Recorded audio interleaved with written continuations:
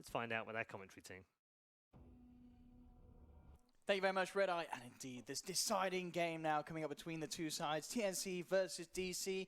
And again, something a little bit different. DC bringing the Slark into the fray. They're going to be stealing stats. They've got the Undying as well to steal even more. And then in return, TNC say, well, we're going to steal some stuff as well. They pick up the OD as the final pick. As 1437 mentioned, there's a lot of great synergy between the OD and sort of the support situation with the Dazzle. It's going to be an interesting matchup. Gods, what are your thoughts on this draft? Kind of, I mean, my immediate thoughts with DC is like, let's 5-man, let's push some towers. You see Undying, DK, Abaddon, CM. Outside of the Slack, the other 4 heroes is very like objective focused. You got good push, good sustain, heroes that will try and limit what Spectre can do. Spectre doesn't really haunt into these 5-man Deathball sustain lineups very well. So we'll see what TNC's solution is going to be for that. I think the OD pick does give him like a pretty good hero to fight with. The team fight you mentioned, the ability to just build up those instacks on Abaddon can be very effective. So see how things work, and we can see also how much they can pressure the Slack. Because if Slack just has uncontested fight, he could also get out of control this game. And we'll see at the moment, Tim's up on this top lane, eyeing up Mason and Doobie. Just have to be a little careful. We'll have, of course, Nyx Assassin in the neighborhood as well. But yeah, won't go for the bounty rune snipe. We'll head back and allow DC to claim what is rightfully theirs. Mason to grab it. But at the moment, yeah, Sam H, do you think, are we going to see Tim stay up here because, as you said, they want to put pressure on the Slark, or will Sam be left on his own on the Nyx? Looks like he's probably going to be left on his own. He's going to be pulling some creep waves off. There's no real point Slider sharing the XP. You want to give Nyx the solo XP as much as possible. Although Nyx is going to have to work for this creep wave. He'll get decay spammed a bit and eventually get away. The boots first is, you have to get that creep wave. This boots first does not allow you to trade hits. Very limited in what you can do, and yeah, Sam H will manage to get the creep wave back to his house. I'd be surprised if Slider stays up here. I feel like the Nyx wants the soul XP. I mean, he got this boots. He worked hard to get this XP. But look at this dive from Dubu. He's diving to tier 1. So Slider says, right, I want to go for this. Dubu does have 8 stacks of the decay, but he's underneath the tower. Find him now. He's going to be able to turn around and drop another decay, which will continue to buy him time. He's got 16 stacks of it. Though. He's creating space, wasting time. Needs this impale into a crush. Slider's very far away, though. Duba's going to get the chance to hit another 2-man decay by the looks of it. Turns around, bam. Actually only grabs Sam H with it. Yeah. But it's allowing Duba to just dive in, walk around, and they can't quite kill him. Okay. I mean, he kind of does. He's very annoying there, but at the end of the day, Nyx and Slider still get that XP and farm under the tower with that one wave. And Dubu's going to lose all his stacks, and suddenly he's going to be on very low HP. So he has to be careful about how he plays this one. Swinging through the lane may look to... I mean, you don't really want to suicide to Newts anymore. That's not really the best idea these days. So he will make the full wraparound back home, it seems. You go back. But yeah, that mid lane matchup, 15 for 6 on Cuckoo, as 8 for 1 on Arbed. OD having a very strong mid lane. Arbed's getting wrecked so far. Only just then picked up a couple extra CS to get him up to the 8 CS. This has been...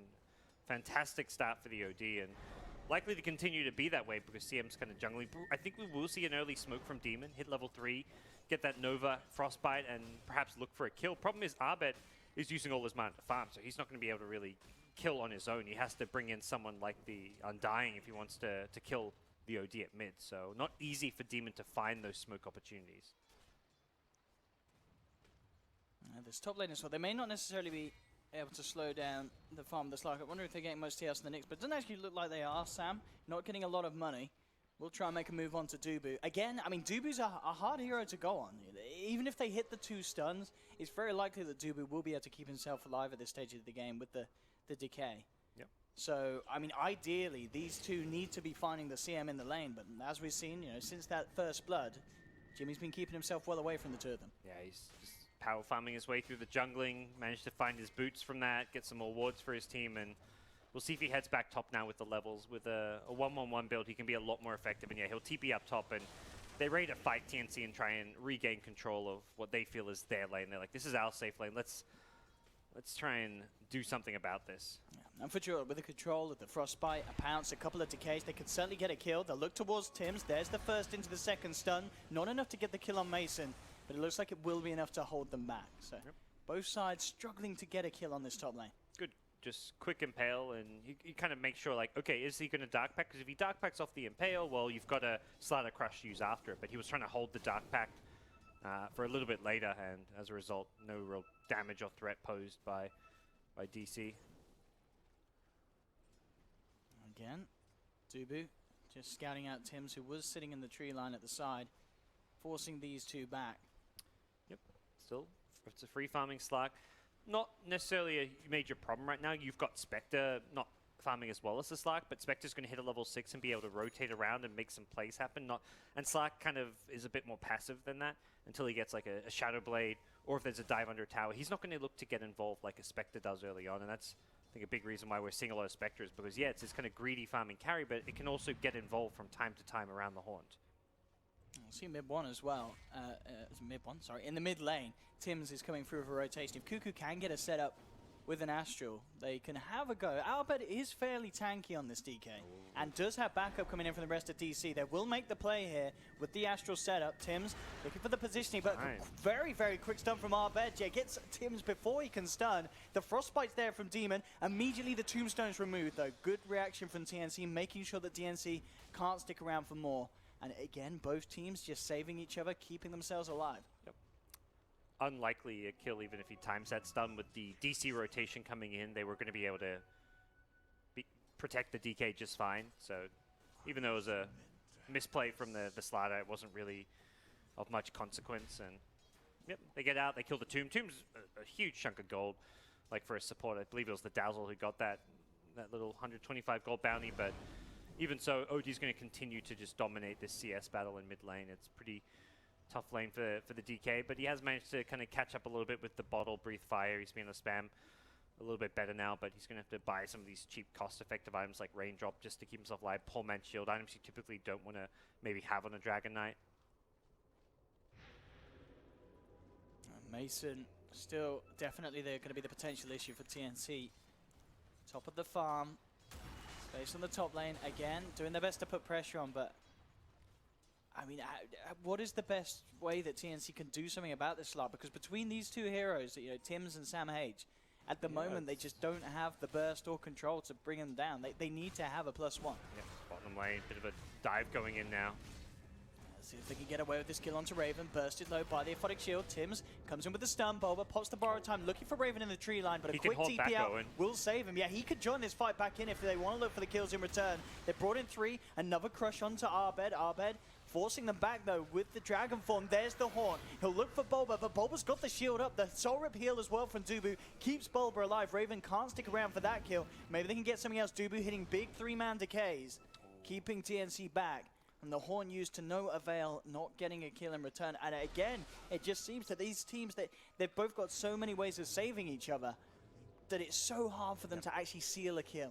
Yeah, Spectre doesn't want to, like the 4v4, 5v5 type fight there is not really suitable for a Spectre to get much of a Haunt. You really want your team to go for a smoke gank and find a solo kill. Like, try and use the Haunt for the DK mid lane, but ultimately, he had to TP himself home. He wants to get back to the lane, and a fight's going on. So he sees that Abaddon was like down to 100 HP, but a shield plus Soul Rip heals him back up. And problem is now, Spectre can't really farm this lane. Like, I'm not sure what the Spectre's plan is going to be, whether you fall back to the jungle or something.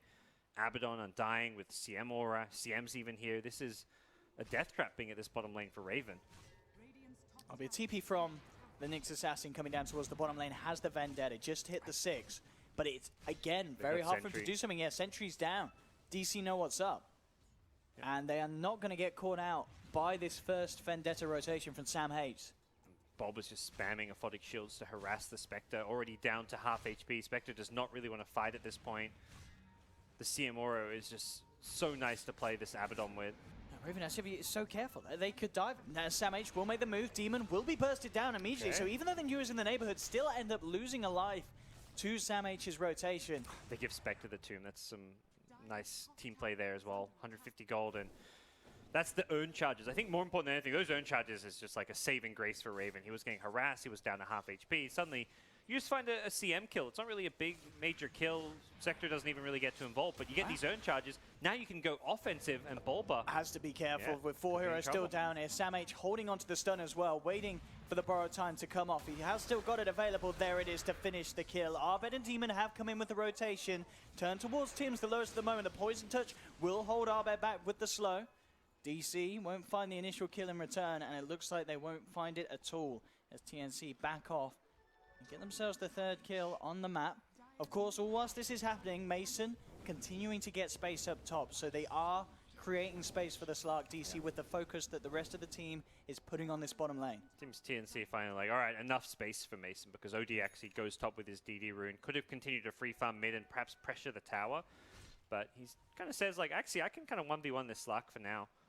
So force the Slark back into the jungle a bit. And making another go here onto the Abaddon. They know that borrowed time is still unavailable. Bob is going to fall, doesn't get the chance for the Aphotic Shield. The Tombstone's drop, but again, it's going to be more money for Raven. Gets the final touch. Mason's come in with the counter rotation, but he can't get the leap initiation. Could be in a bit of trouble himself. Shadow Dance was used on the top lane. It's still on cooldown for 20 seconds. Mason ends up giving away his life.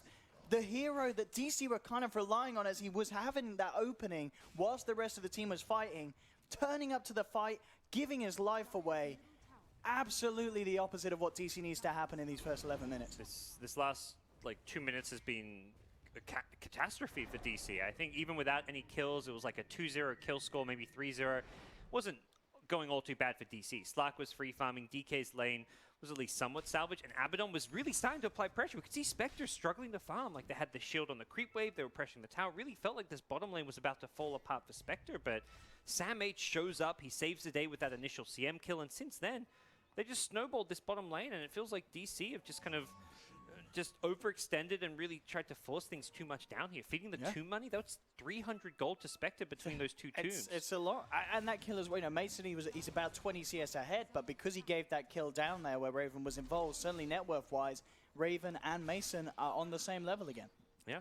I mean, Bulba dying twice in a row as well. That was such a great call to go in him instantly when he comes back to lane. It was 5 seconds before his borrowed time, and you betcha TNC knew that he didn't quite have it yet. They were fully committing and knowing they could get that kill if they were quick about it. Top lane, Mason will return to farming on his own on this safe lane. Bottom lane, the rest of DC will continue to look to put the pressure on bottom. Samich has come in with the Vendetta, but they will need to deal with the Sentry's still out of range here. So DC do still have that detection out. Raven continues to farm, but feeling very safe in doing so with both the Nyx Assassin and Dazzle behind him. Mid lane, it's been left open. Cuckoo, he's soloing this tier 1 for the time being. We'll start to see some of DC maybe come across. We've got DK thinking about it. Arbed will head over, might be able to get the deny. Oh, he's not going to be there in time. Cuckoo picks it up. Arbed actually pops the dragon form, but Cuckoo just hastes away. Rio's TP'd across, so it may also be questionable how much he can get done in terms of pressure with the Elden Dragon form. Samich also in the mid lane now with the Vendetta, eyes on Dubu. We'll see what they're going to do here. Cuckoo still with the use of the haste, will be held back. There's the haunt, the heal bomb as Raven jumps in, blows up the Undying. They'll move up to the shrine. They do have to be a little careful. The shrine is available. DC bringing in the full force. That sat on DC's drop though. DC very low on mana. They'll now pop the shrine. Mason, he heals himself up with a Shadow Dance, will survive. So TNC don't get any more kills. Great disengage. So the fact that they commit very heavily to the shrine and then they still manage to ult it out against a 4-man TP. They tried to like burst down the DK, but once he gets the shrine, they don't mess around. They're like, all right, we're out of here. There's zero chance of fighting under the shrine. Multiple TPs. TNC just say, let's cut our losses. And it's what losses? Still no kills for DC. The loss there is just like some ulti usage, but they still get a kill on the support Undying. Doesn't really change all too much, but Spectre's instantly back bottom, continuing to farm. Spectre's farming at a pretty decent rate now. Everyone's kind of achieving their role right now, and Sada's taking over the top lane. He's going to have a fast blink. Tim's is already up to 1,500 gold. Bottom lane, Sam H will be unable to find something again as they do have the vision back down. DC being very good at trying to recover the state of this bottom lane and keep it safe for Bulba to find farm. And he does have friends with him. Sam H, he should realize as he heads up. Dubu is hiding in the tree line actually, so may not be aware that Dubu's there, but yeah, he sees the rest then coming in behind him. They just don't have the best damage right now to actually punish those plays. Like, I feel like I've seen Sam H numerous occasions at bottom run into sentry wards, and DC see him, but it's like, well, you see him, but you can't initiate on him. You've got a frostbite, you go on him, he's just going to carapace and walk away, or carapace and then impale you and you actually go down. So seeing this Nyx is one thing, but being able to kill him is a whole nother ballgame. And that's something that, yeah, DC just don't have the option to do until Slack gets like a Shadow Blade and can initiate through that. This time round, looks like DC will be able to finish off the tier 1 on the bottom lane. Look at Cuckoo though, He's in the mid lane. Cuckoo's nearly soloing a tier 2. He's just continued to pressure this lane. He's doing what you'd expect DK to be doing. Like, the enemy mid laner leaves the lane. If they can get the kill on Raven, then that would be massive. Horn's still on cooldown for 10 seconds. Raven will try and juke it into the trees, and in fact, the juke's successful. The Tinker Ward, we'll see him. Do they have the stun there? If anything, they have got the Frostbite just in time, and they will surely get the kill on Raven. Yeah, the Brief Fire finishes him off. So they get the Spectre kill. What a ward. That is... Whew. It's a PogChamp ward right there. That is some good plays, but big picture-wise, it still feels really good for TNC, even having lost their Spectre to that good play. Can Arba get the deny? Wants the kill. Oh, they're going to get it with Mason jumping in as well. Okay. Oh, I mean, DC finding Spectre down bottom, getting the OT in the mid lane, keeping that tier 2 alive, and enabling them to deny if they wish to. Absolutely plays they need. Their first 2 kills in the game so far, but they are big ones. Yep. You kill the top net worth here in the OD, and you kill the Spectre, who's always a danger here you want to shut down. Not the Radiance farming Spectre for Raven, going for casual Yasha, going to go for a more fighting-oriented build. I think recognizing that DC have this very early game push-oriented lineup, he wants to come online as fast as possible. Bottom lane, Sam H. Getting initiated on. Mason's going to take the solo kill. Pops the Shadow Dance so he can chase him down. And Mason really climbing the ranks now. It's big streak ended too. Absolutely. And look, suddenly, it felt like, a couple of minutes ago, a few minutes, maybe 5 minutes max, he was the same as Spectre. Now with these movements, the big kills he's been involved in, bam, suddenly back again, 2,500 net worth ahead of what Raven's achieved. Those 3 kills kind of amount to like a 3.5 thousand gold swing going DC's way. That's a lot. I mean, you just killed all 3 cores in succession. You kill the carry, you kill the money mid. On Mason. Yep, kill the carry, kill the mid, kill the offlaner who's on a killing spree. And, I mean, took a bottom tier 1 tower, I believe, during that sequence of events as well. So all of that suddenly changes the state of this game. It really felt like DC were, I mean, they were kind of falling apart. They weren't able to find any success with their early game movements. The Undying was pretty ineffective. Demon's first few ganks didn't really amount to much, but suddenly things are looking very, very different. But smoke around the Slatter, blink dagger timing is going to be the name of the game. TNC want to play around Cuckoo's strength right now. He's very farm, very tanky with the Dragon Lance. 1500 HP, level 13.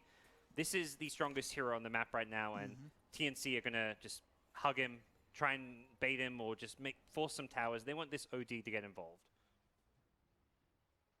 Yeah, we'll see if there's any reaction from DC to this tier 1 push that will come through from TNC, but already low on health. Very likely to just let it go here to this push. Yeah, they should know. I mean, Bulba doesn't even stay around in the trees. He TPs out before anything comes his way.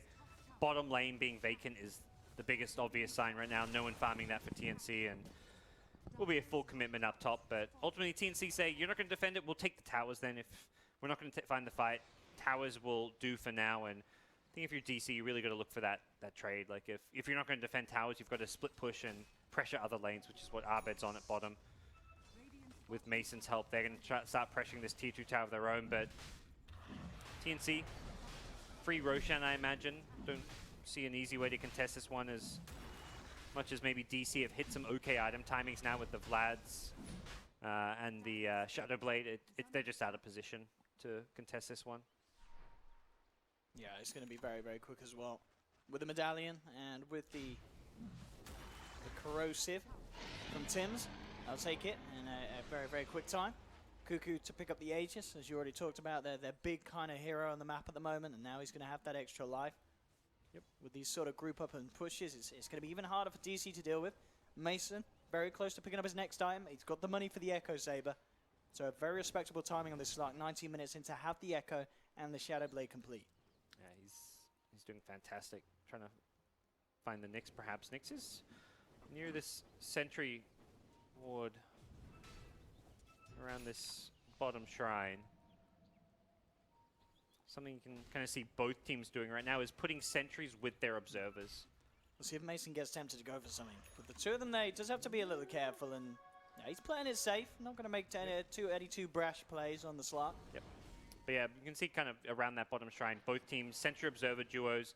Often, like when you're like these are effectively wards to scout invis heroes. Like this Slack is constantly shadow blading into the Radiant jungle. The Sentry with the Observer ward scouts that out. Similarly, the Nyx Assassin doing the same thing to try and clear out their own jungle will get sad about that Observer Sentry combo. So Sentries alone don't really fulfill that role because you don't get the actual vision from them. And DC have been spending a lot of money on these sentries. Like, it's actually being very heavily reflected in their supports right now. Very low net worth for both CM and Undying.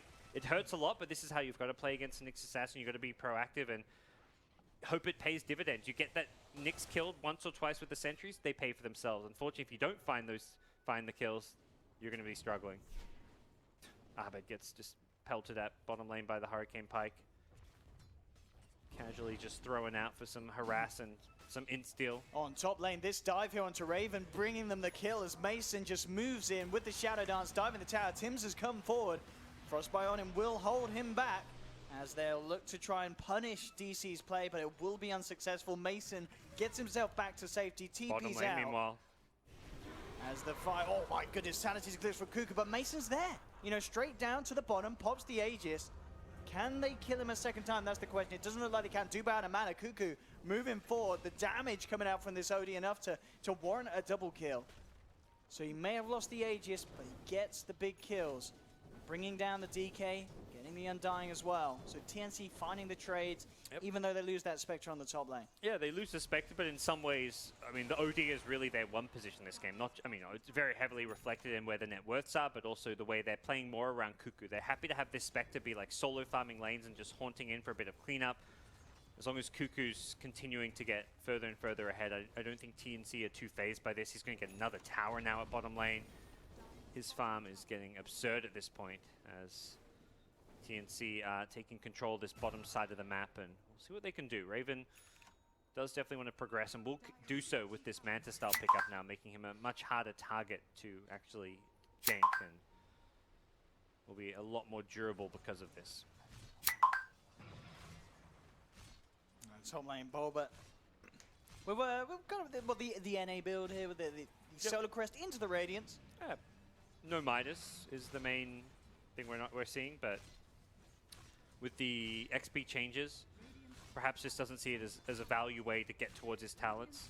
Doesn't go for the XP gain as well, so I mean, if you get the XP gain talent, then you get some good synergy with the Midas pickup, but just wants to get whatever fighting items. 5-man death ball we talked about. Look at this smoke. TNC wrapping around from the high ground. They put the Haunt. They found Dubu jumping in straight away with the Cuckoo Blink. Dubu's out and down. They pick up the CM on the side as well. Yep. Cause quickly, like, let's not do anything about that. Let's ditch our supports. And it really has been a game of poverty for CM and Undying. Constantly, I mean, their job right now is just to keep buying sentries, keep buying detection, do what they can. Unfortunately for them, they haven't even been able to get involved in the kills. The kills have come entirely from just Mason making like solo plays for the most part. He's been 3 of the kills. I mean, both supports have only got 1 assist and no kills between the 4 kills. It really has been some good ganks by Mason keeping them in this game, but yeah, the end result is no item progression in sight for more Undying. Not going to be seeing any Midases anytime soon, even if they want to go for them. Mason absolutely needing this BKB to really be able to fight up against TNC a little easier, especially with the damage that Cuckoo is outputting on the OD. There you go DC, they smoke up. They've had enough of giving up free towers. They want to fight knowing that Haunt is down, and Spectre actually TP's bottom, so there's no return. There's no Haunt to come back in. And no, they're already all getting out there. Tims TNC. maybe left, but the sentry, sentry's out. Yeah. He knows what's up. Yep. And TNC will avoid this gank entirely. Mid lane is actually going to be where the action is. There's the Astral setup from Cuckoo. Tims moving in for the crush, and Bulba very, very deep. Does have the borrowed time, but this is going to be a fair bit of int that Cuckoo's starting to stack up. Abed moving forward and will be forced to back out as Rio drops the weave, and DC not wanting to fight with their DK, beginning to lose the armor. Yep. Fairly disciplined from TNC. They don't try and dive the Abaddon or anything. They're just happy to back it off a little bit and acknowledge that DC are quickly rotating to protect and help Bulba there. Yeah, Cuckoo really just going ham this game. 13,000 net worth.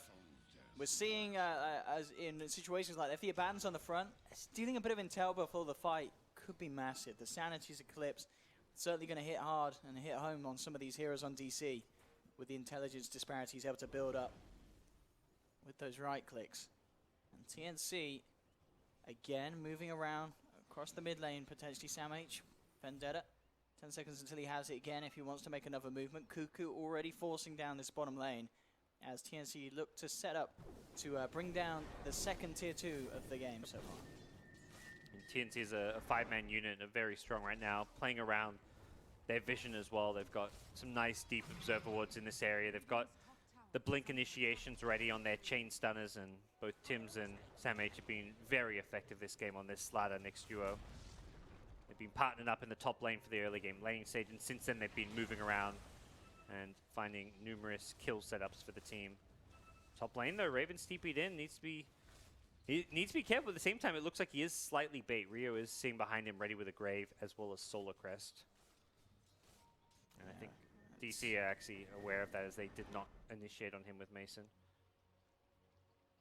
What is the planning for DC? I mean, it looks like they're still potentially waiting for Mason to have the BKB complete before they look to fight. Item-wise, the BKBs are the big one. That's where suddenly I mean, OD's kind of useless. He does no damage into BKBs. Can't Arcane Orb, can't ulti. I like that as well, Cuckoo. He just went up to the high ground and denied the bounty rune. He said, I don't need this. I don't want this in my life. Who needs money when he's already as rich as he is? That's fair enough. How confident Cuckoo's feeling. Good on him, you know? It's like the Sumail, you know, you don't get that respawn town on Lena, I'm not going to die. Yeah, you want to play it cool. Yep. But, yeah, I mean, as far as how they play, I think fight with BKBs, they're going to go for it not just on Slack, but Dragon Knight. You have 2 BKBs, you smoke up, you run at TNC. You say, what is this OD going to do against our 10-second BKBs? And the answer is pretty much absolutely nothing. He can try and save himself or a teammate by using Astral to put them under and then try and blink out defensively. Kiting around the BKBs is what you have to do, but those BKBs could catch him by surprise, and if Slack can hit some good pounces, see him gets the Frostbites off, some Dragon Tails, you lock some heroes in place, and suddenly those 10-second BKBs will win you fights if you're DC. And then ideally you turn that first successful team fight with the 10-second BKBs, you want to get Roshan with. But TNC may take Roche before that's even a possibility, because BKB not quite ready on DK. It is ready on Slack, and I guess the question for DC is that enough? Do you need both, or do you go with one? Gem also picked up now by Sam H. So TNC will be able to continue to have that vision control and make it that little bit harder for Mason to potentially find the initiation that he wants to with Shadow Blade. And it is going to be the smoke up from TNC as they head over to DC's half of the map. They'll scan up the high ground. They know that they're not going to be walking up into anyone, so they can get this vision advantage from the top. Demon and Dubu could be the ones in trouble, and there's the initial jump in. Cuckoo looking for Dubu. The Haunt comes out as well. They've got a good stun onto Mason, in fact, bringing him incredibly low. Does get the Shadow Knot off, but the Sanities comes through, and Cuckoo brings down a third. They may even get a fourth for his Bulba. Surrounded on the top lane, they have the Astral to play around the borrow time duration. The stun from Sam H is off, but Tims, he hits his, and TNC pick up a 4th kill. This OD is just too damn massive. But at bottom, he holds the Astral. He's chilling. He's like, I got you, boy. Yep. I'll let you think you can TP out. Oh my goodness. And it's an effective team wipe there as TNC pick another triple kill for Cuckoo. And they're pushing in on the mid lane. Raven and Sam H knocking on the tier 3. There's no Mason for 25 seconds. Arbed's out for 40 without any buyback. And the jump in comes. Sam H and Raven ready to play deep in the base of DC. And TNC, I mean, they had an absolutely fantastic showing in the previous game, and now coming into this one. Well, sorry, in the first game of the series. No, sorry, it was the second game. Game 2 and Game 3 has just looked back-to-back stomps in some ways. And I think they've found this fast-paced tempo that suits them. And DC were kind of playing, I mean, Game 1, when they had their success, they were winning lanes, playing early game aggression. It feels like the 2 games since they've slowed it down. He wants to go, and he's got to find something here. The sentry's out, immediate amplify onto him. Going to back it up, and won't see a Rax going down, but Shrines are open for business as TNC will head their way towards 1. Not sure they'll fully commit to this one in case DC try and take a fight, but still. Oh yeah, Dragon Knight's got just the money for the BKB now. Such a hard game now for DC. I mean, always playing from behind on the slug is never going to be ideal. And especially with how big this Outworld Devourer is. Cuckoo, he really had a really solid game. Just now in the TA and now coming into this one, had a great time in lane. Yep. An insane amount of farm. And DC are just struggling to deal with him. I mean, how do they kill this OD? How do they kill him twice is perhaps going to become the question. Maybe they'll give Spectre the Aegis. Mason actually forced to Oh, put the BKB very early. No chance of stopping Roche now. TNC, they've got the armor building up on themselves as well. They'll finish off Roche, no trouble whatsoever. Grab the Aegis and Cuckoo. Yeah, he's looking for some action, and with the Haunt Vision onto Dubu. Dubu in a hell of a lot of trouble, getting 2-3 shotted down here. Dubu will fall, as well as Demon and Raven. He's chasing for more. Has his eyes on towards Bulba. Mason just running himself the hell back to base. And 20-4. DC, an absolute disarray in this third game. Yeah, the supports were just ineffective. They initially got shut down in lane. At top, it was the Nick Slater duo killing the CM. The Undying kind of dived the tower. It didn't die, but just ended up roaming around kind of ineffectively. And I mean, currently the supports have died 13 times between them. Each of them only has 1 assist. Neither support has been able to really offer anything to DC, and it's really been their downfall here. Trying to do their best to keep TNC off the racks, but Cuckoo just stands strong with the Solar Cross buffing him up. He is not scared whatsoever. Abed will lead in with the stun. DC will force them back, but not before that they were able to claim the melee racks. And DC can only hope that TNC don't come back in, and TNC, they certainly want to. Cuckoo jumps forward with the Astral. Sam H is already there on the high ground with the opening stun onto Abed. Gets the BKB off. Mason jumps forward onto the Nyx Assassin, pops his BKB. It's now back available. Mason will claim 1 kill. Moving around to the rest of TNC. Raven shoved down to the low ground. Mason pounces forward, doesn't get the connection. He can't go in for more though. The BKB wears off.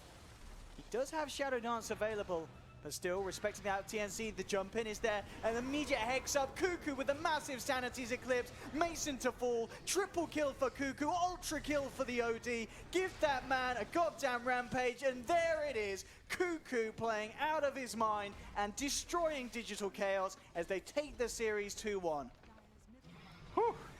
TNC show some serious gumption here as they take game 2 and 3. That was very convincing way to take 2 games after a loss, and I think I mean, they're not really newcomers anymore. TNC have been around a while. They've, I mean, obviously playing at TI with a slightly different roster, but a lot of the core of this team has mostly remained the same. Even, I mean, the captain and former drafter AU's gone, but they're getting more and more experience. But the fact that they can like come back after a game 1 loss at like these big Valve majors, I think really shows that these guys perform well on land. Like they've always, I think that's always been one of TNC's kind of strongest traits, is that they play better, and when they're together at these LAN environments, I think partly just the SEA Filipino culture is that you're always playing around your friends at these LAN cities, and it's where you just like you hype each other up, and we see it with TNC. They've just bonded well. They come back, they take game 2, game 3. This game, very convincingly. Absolutely, yeah, no question about it. Game 2 and game 3, as you mentioned, just TNC playing on another level and DC just being left behind. The Mason Slark, it had that space in lane, but there was always kind of the slip-ups from that first rotation down to the bottom where he gets taken out, and then the transitioning just didn't happen. He got the BKB, but even with that, there just never was the chance to use it because it was always TNC just playing this hyper-aggressive style of gameplay that meant that DC couldn't ever get the jump in themselves. Yeah, it didn't seem like they had a game plan once the lanes fell apart. DC just looked like every core wanted to farm and do their own thing, and TNC managed to just punish that by playing way faster tempo, taking towers, taking objectives, playing better Dota. Yeah, some fantastic Dota, fantastic team play from TNC there as they take the series 2-1. That's it for the action. Don't go anywhere though. We're going back to you, Paul, for a bit of post-game. Indeed, we will come back for some post-game with our panel members at the end of a very long but very fun day of Dota 2 action, and it is ended very well for TNC as they take their victory over DC. Fantastic wrap-up to the end of the day as well. How impressive have TNC been in this tournament? Really good. I changed my mind. They're definitely the upset, the underdog team that played really well. I mean, going 3-1 is amazing. Yeah. For them. Even the way they closed this last series out, maybe it puts more doubt into DC in my mind than it maybe does towards TNC. but their last pick worked out fantastic as well. I didn't see how the OD fit into the draft, but they just wanted to guarantee that they had a great mid matchup, and that's exactly what happened. It just completely shut down Abed. Yeah, Tibbin, we had a little bit of a discussion backwards and forwards about the importance of first pick or 10th pick, didn't we? And it seems to have seesawed all day. We've seen a few teams kind of rely on that first pick and snowball from there and build their drafts out from. We've also seen some of those 10th picks be really crucial picks. Right. If we look at the first 2 games, the team that had first pick came out ahead, right? And then the last game does. But it's a matter of like how the teams decide to pick which hero and what stage. And in this game, they went with a Dragon Knight, last pick mid, without having any information on the enemy mid laner. And Dragon Knight is this hero who can like have a good game if he already knows his matchup, or can be completely demolished. And this is one of those situations where you pick an OD, and he couldn't even take his tower. Actually, the OD was the one to take the Dragon Knight's tower first at like 12 minutes in the game or something. The Dragon Knight kept going bottom lane, try to make something happen, but it kept hitting like a brick wall. Yeah, impressive performance all round. Not just in the tournament, but also this evening as well, to bounce back like that from TNC. Yeah,